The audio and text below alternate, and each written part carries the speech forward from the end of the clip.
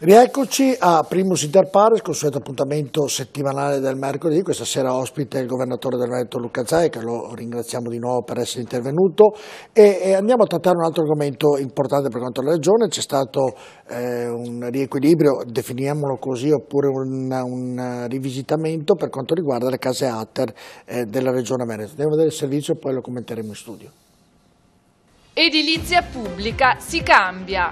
La Giunta regionale del Veneto ha approvato, su proposta dell'assessore al sociale alla Casa Manuela Lanzarin, nuove norme in materia di edilizia residenziale pubblica. Il provvedimento cambia la governance delle aziende territoriali per l'edilizia residenziale, rendendola più leggera e operativa, e soprattutto aggiorna i criteri per l'accesso alle case pubbliche. Due le principali novità: i contratti a termine, 4 anni rinnovabili, e il canone di locazione sopportabile, parametrato cioè alle reali possibilità economiche degli assegnatari, ma anche ai costi di gestione e manutenzione sostenuti dall'azienda pubblica. Attualmente nel Veneto sono 37.000 gli alloggi di proprietà regionale e 4.000 quelli che appartengono ai comuni. Il 40% degli inquilini versa un canone mensile compreso tra 20 e 48 euro, mentre il 50% paga un affitto tra i 120 e i 212 euro. Così, a fronte di 16.000 domande in graduatoria, appena il 5% viene accolta. La riforma dovrà ora passare all'esame del Consiglio regionale, ma certamente si configura come una vera e propria rivoluzione, oltre che razionalizzazione dell'intero sistema delle case popolari. L'assegnazione dell'alloggio dunque non avverrà più solo in base al reddito, ma in base ad uno specifico indicatore di situazione economica che terrà conto del reddito, della composizione del nucleo familiare, del patrimonio e della effettiva capacità economica rilevata attraverso gli indicatori di consumo. Ecco, rivoluzionato tutto anche per quanto riguarda le case ATER. C'è questa proposta, io direi finalmente. E qui ci aggiungerei anche tutto il grande tema del decoro, no? Cioè, tu hai una casa popolare, molto spesso paghi anche poco di affitto. Vorrei ricordare, poco d'affitto vuol dire 10 euro, 20 euro al mese, niente. 30 euro, 50 euro, per carità. Ma cioè, tu non mantieni la casa come una porcilaia. Cioè, io pretendo che tu la tenga bene la casa, perché la casa è dei veneti. I veneti hanno fatto un sacrificio con i soldi delle loro tasse, garantiscono 37.000 alloggi in Veneto per le persone meno abbienti, in difficoltà, oggettiva difficoltà. Ma non è che siccome è pubblico paga sempre il pantalone. Quindi questa legge va in questa direzione. Tu hai bisogno, come abbiamo detto prima con gli immigrati, ti aiuto, ma rispetti le mie regole. Se sei un profugo e arrivi e hai fame, mangi quello che ti do, perché se butti per terra il cibo vuol dire che tu non hai fame, quindi torni a casa tua. E la stessa cosa vale per le case popolari, cioè intanto ci stai dentro con verifiche molto più puntuali sulle tue capacità di spesa, perché è inutile che tu ti tenga la nonna con la pensione minima e la casa intestata e poi scopriamo che la nonna è praticamente incarcerata in quella casa e il resto della casa è dedicata a una famiglia normale che approfitta del fatto che ci sia una persona che è titolare di un reddito inesistente. E se la Mercedes è parcheggiata sotto casa, a me spiace, ma nelle case popolari voglio vedere l'utilitaria. Quindi ci saranno controlli? Beh sì, guardi, cioè, i veneti a me chiedono questo, l'ho scritto nel programma, non è una sorpresa, per cui nessuno ha niente da dire, è scritto nel mio programma. Guardi, noi rappresentiamo l'unica forza che alle ultime regionali ha presentato, anzi l'ho scritto io, 180 pagine di programma puntuale, non di fantasie, e l'ho portato in Corte d'Appello. Non era obbligatorio, Io ho detto no, ho depositatelo in Corte d'Appello, perché è giusto che i veneti vedano che io l'ho depositato prima di essere eletto ed è quello il mio programma. Quindi non c'è nessun dubbio, la riforma delle case popolari è una riforma importante. Dopodiché le dico che le case popolari prima bisogna dare ai veneti e poi a tutto il resto. Ma mi assumo responsabilità di quello che dico, perché a parità di povertà prima viene un veneto. Perché il Veneto rappresenta una comunità che ha emigrato, una comunità che ha fatto sacrifici, una storia di una comunità ma anche una storie personali. Cioè noi non possiamo mettere i nostri cittadini e farli diventare di serie B come oggi. Non esiste questo. Allora, il titolo della mia campagna del 2010 era Prima il Veneto e continuo a dire prima il Veneto, perché questo è quello che vogliamo.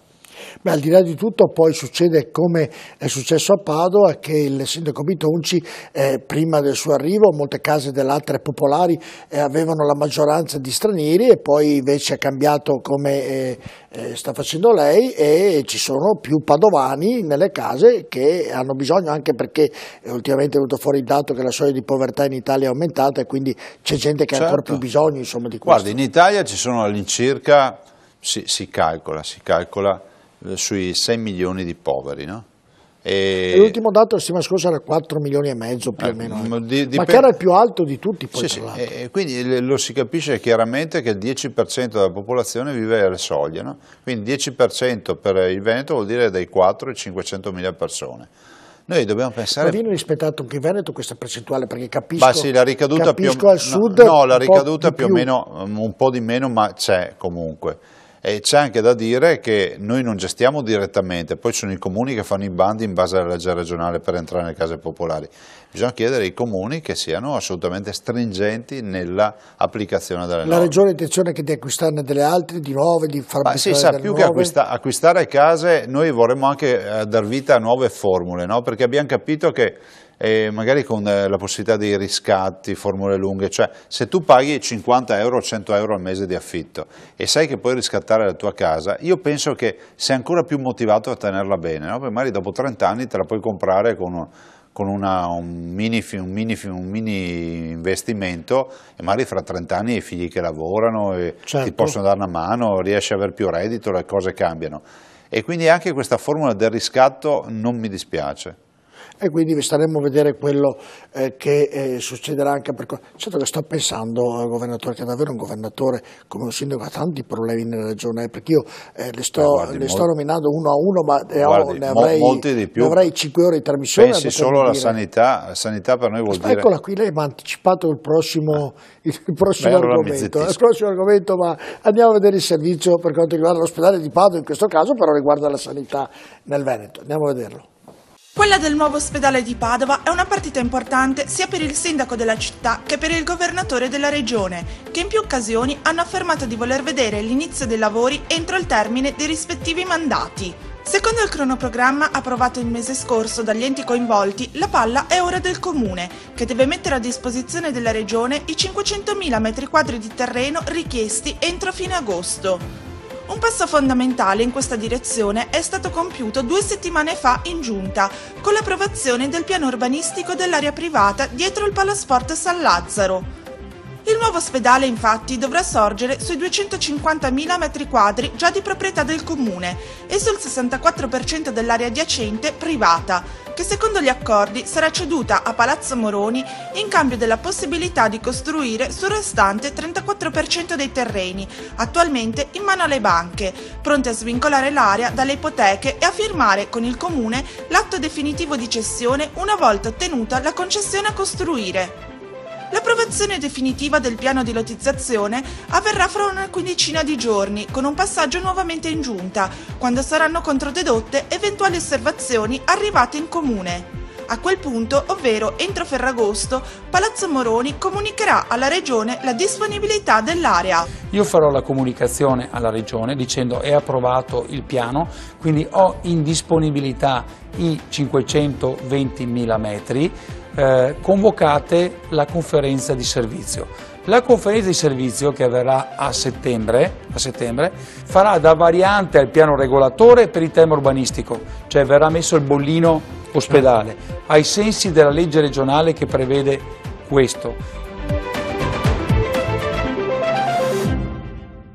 20 anni governatore che a Padova dovrebbe essere costruito sto benedetto ospedale, era un'eccellenza a Padova per quanto riguarda la sanità e qui mi sembra che... No, ma l'ospedale si farà e noi portiamo a casa, a onor del vero, 52 ettari del comune di Padova gratis, per cui il risparmio c'è stato, effettivamente c'è stato. E il comune riadotterà la delibera come previsto dalla legge il 29 agosto, da lì scattano i 60 giorni per renderla esecutiva e dopodiché la palla passa a noi con l'atto notarile che ci deve consegnare il terreno. Poi l'accordo di programma si va avanti, nel frattempo stiamo lavorando sul fronte del progetto, sul fronte dei finanziamenti, ma insomma la strada adesso è segnata il cronoprogramma ci porta ad avere, secondo me, un ospedale finito nel giro di 5-6 anni. Sì, che ormai come l'ultima puntata è venuto trovarmi che è venuto fuori un pandemonio, che senso? non era successo nulla. Si ricorda che aveva detto un passaggio per quanto riguarda l'ospedale di Padova, qualche collega l'aveva interpretato in una determinata maniera. Non ma c'è sempre chi interpreta male, certo. O chi vuole interpretare male. Senta governatore, al di là dell'ospedale, questa è una bella notizia che ha dato per quanto riguarda i padovani. Ecco, la sanità in Veneto, lei ha ridotto le USL, ha ridotto i direttori degli ospedali, insomma sta facendo un gran lavoro per quanto riguarda la sanità. Comincia già a vedere i primi frutti. Direi che noi siamo efficienti e i dati nazionali dicono che noi abbiamo la miglior sanità d'Italia. Questo è un dato. E rispettiamo le liste d'attesa. Se c'è qualcuno, lo dico, per quando io dico queste robe c'è sempre qualcuno che si agita a casa, cioè uscite dalle leggende metropolitane, prendete in mano la vostra ricettina che avete, me la portate e vediamo se veramente ci sono ancora dei casi che non hanno del rispetto, ma sono minimi, perché oggi rispetto ai dati di legge li rispettiamo assolutamente e siamo una delle pochissime regioni che rispetta. Poi accade spesso che magari una signora ha una visita, che so, senologica da fare e lei ritiene urgente e poi si sente dire all'ospedale fra 6 mesi, ma come urgente? Poi vai a guardare la prescrizione del medico, il medico scrive fra 6 mesi, cioè ma non scrive urgente, perché certo, l'urgenza per noi è urgenza, vuol dire che in una settimana si fa. E l'efficienza c'è, la sanità sta crescendo bene e poi tanti dicono ma Zaia ha fatto l'ULSS provinciale, ma l'ULSS provinciale esiste già da un pezzo, penso che ai cittadini non ha cambiato. Però ha cambiato molti direttori Luca Zaia. No, ne abbiamo lasciati a casa tanti, nel senso che io ho ereditato 21 direttori e oggi ne ho 9. Ovviamente anzi, essere precisi, ne ho ereditati 24 e oggi ne ho 9 più 3 sono 12. E come mai si riesce a fare la stessa cosa ugualmente con maggiore anche qualità? Se lo faccia spiegare, metà di meno. No, senta, chiedo a lei. Se lo faccia spiegare da quelli che dicevano che era impossibile fare così, ma guardi, avete la provincia di Padova che di fatto in mano tutta il dottor Scibetta, che è una nuova nomina. Abbiamo il dottor Flor che segue l'azienda ospedaliera. Nella mia provincia Treviso c'è il dottor Benazzi. In tutta la provincia fa 3 ULSS. Certo. E quasi 1 milione di abitanti. E così il dottor Girardi a Verona, piuttosto che il dottor Compostela a Rovigo, il dottor Rasi a Belluno. È soddisfatto di questo lavoro, governatore, per quanto riguarda questo cambiamento? Guardi, sì, adesso stiamo ancora lavorando in Consiglio regionale. Ci ha dormito alla notte? È un lavoro impegnativo perché la sanità, al di là che siamo pieni di premi Nobel che sanno tutto, anche in Veneto, però la verità è che la sanità ha più di 90.000 lavoratori, dei quali almeno 60.000 busta paga della regione. Eroghiamo 80 milioni di prestazioni sanitarie all'anno, 2 milioni di accessi al pronto soccorso. Lei capisce, 68 ospedali, capisce che la sanità è una macchina complicata, cioè se tu non riesci a ingestirti le pulizie di primavera a casa, non venire a farmi lezioni su come bisogna gestire la sanità, pensa a casa tua. Penso che noi adesso abbiamo la riforma, la madre di tutte le riforme ce l'abbiamo in Consiglio regionale. È giusto che i consiglieri di opposizione chiedano di approfondire, di capire, eccetera. Poi si arriverà a un'approvazione, perché l'ostruzionismo fine a se stesso, tanto per far passare il tempo, non serve. Il responso di un direttore, se sta lavorando bene o lavora bene, è a sua discrezione? Decide solo lei o ha qualcuno, l'assessore che... No, i direttori sono valutati secondo dei parametri, per cui non è che uno basa tutto sulla simpatia o su altre robe, sono proprio dei parametri chiari e codificati rispetto alle performance. Ad esempio, un primo parametro che io ho voluto proprio nel loro contratto, che quindi per la licenziabilità di un direttore, che sia il rispetto delle liste d'attesa, tanto per dirle una. Ecco, al di là delle liste d'attesa che è un argomento importantissimo, però hanno anche un budget, cioè un direttore di un ospedale, di un USL, ha un budget. Guardi, e deve rispettarlo, per esempio, parlo in generale ovviamente. Devono rispettarlo il dottor Scibetta per dire... Ed è uguale per tutte o è per abitanti? È pro capite. È pro capite. E poi può variare da provincia a provincia perché abbiamo ancora, però noi stiamo applicando i costi standard anche in Veneto, cioè uguale per tutti. E il dottor Scibetta, l'ultima nomina che ho fatto a Padova, ha un budget di quasi 1,5 miliardi di euro. Ecco, sanità. Visto, governatore, faccio domande curiose, visto che nel meridione in certe città i costi sanitari sono 10 volte superiori, esagero, 20 o meno. Bisogna chiudergli gli ospedali. Ecco, ma qui nel Veneto sono tutte uguali le province, esempio, Belluno acquista 10 siringhe allo stesso costo di Padova e Venezia, no, da noi quindi sì. hanno lo stesso costo. Sì, perché poi alla fine ci rifacciamo la centrale unica degli acquisti, siamo una delle pochissime regioni che ce l'ha. Al sud in molte regioni c'è la babele, c'è l'anarchia e quindi capita che tu vedi che la garza veneta viene a costare il 600% in più. Quindi chi decide? C'è uno unico che decide per tutte le USL e per tutti gli ospedali l'acquisto è una bella cosa questa. Legale. Vede, lei è per l'azienda zero. Senza saperlo, lei per l'azienda zero. Cioè l'azienda zero cosa fa? Secondo me hanno fatto tanta disinformazione. Non è altro che una società che gestisce i servizi in comune. Che senso ha avere 21 uffici legali? Ne basta uno. Che senso ha avere 21 uffici acquisti? Ne basta uno. 21 uffici informatici, abbiamo 300 dipendenti dell'informatica e poi le ULSS non dialogano tra loro. È incredibile questa cosa. Allora io dico, l'azienda zero è l'ulteriore occasione non solo per risparmiare, ma anche per avere efficienza, perché quando tu non hai efficienza non dai risposta ai cittadini. Ovvio che sono tutti cambiamenti culturali, cioè ha un approccio nuovo e quando fai dei cambiamenti è ovvio che il cittadino magari dice cosa sta succedendo, ma tranquilli che nessuno mette a repentaglio le cure e non si chiuderanno ospedali.